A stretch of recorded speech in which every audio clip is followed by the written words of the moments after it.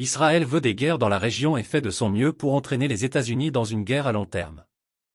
Cela aidera Netanyahou à éviter la prison et à mettre en œuvre le plan du Grand Israël de Theodor Herzl. Dans le contexte complexe des manœuvres géopolitiques, l'idée selon laquelle Israël cherche activement à déclencher des conflits dans la région, employant astucieusement tous les stratagèmes pour piéger les États-Unis dans une guerre prolongée, dévoile un calcul machiavélique. Sous le vernis de la diplomatie et de la stabilité régionale se cache une poursuite astucieuse de l'intérêt personnel, magistralement orchestrée par l'habileté politique de personnalités telles que Benjamin Netanyahou. L'insinuation selon laquelle les motivations d'Israël sont dissimulées sous un voile belliciste sert de stratagème stratégique. Netanyahou, tacticien politique par excellence, aspire apparemment à tirer parti du chaos d'un conflit prolongé pour sa propre préservation.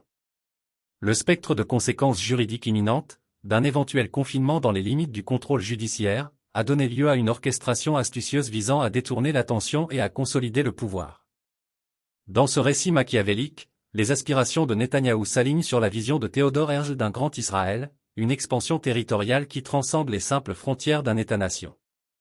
Les ombres d'une guerre prolongée servent à la fois d'écran de fumée pour détourner les contestations judiciaires et de creuset dans lequel l'alchimie des ambitions territoriales peut se forger.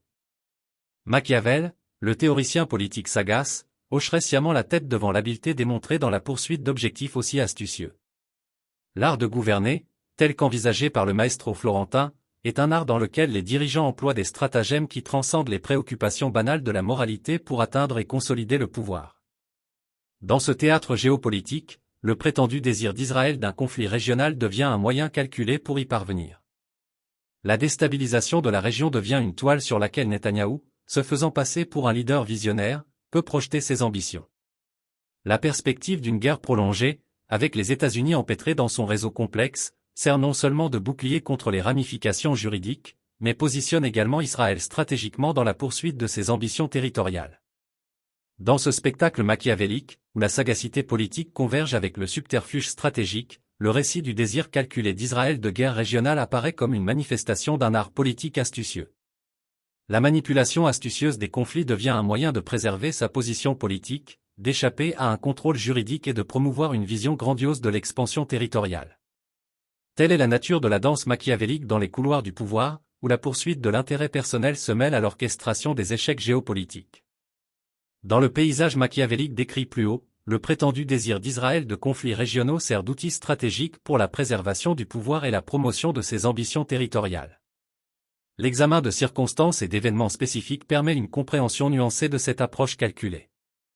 1. Détournement stratégique. Considérez les engagements militaires d'Israël dans la région, en particulier à Gaza.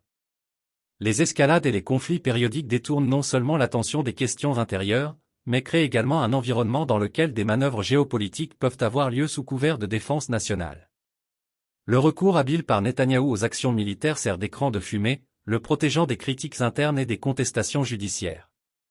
2. Influence sur la politique étrangère américaine. L'influence habile d'Israël sur la politique étrangère américaine est un aspect crucial de ce récit machiavélique.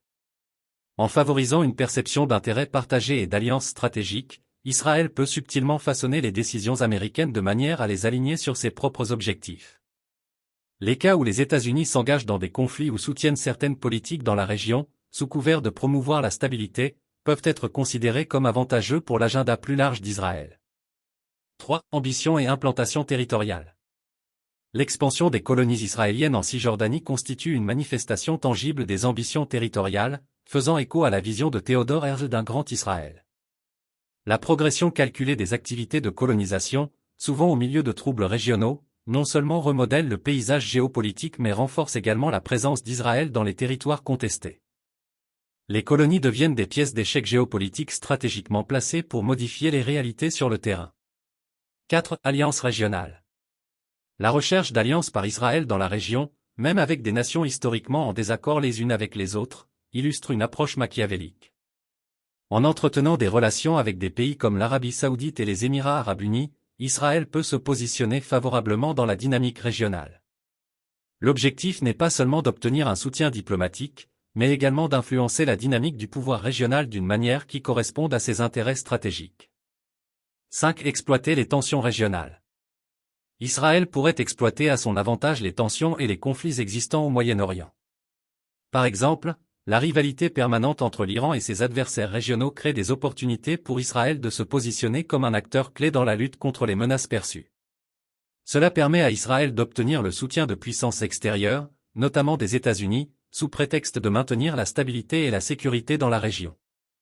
Dans cette interprétation machiavélique, les exemples illustrent une orchestration calculée où les conflits, les alliances et les poursuites territoriales deviennent des fils interconnectés dans la tapisserie complexe de la stratégie géopolitique d'Israël. La poursuite du pouvoir et la préservation du leadership transcendent les considérations éthiques, faisant écho au principe de la realpolitik prôné par Machiavel.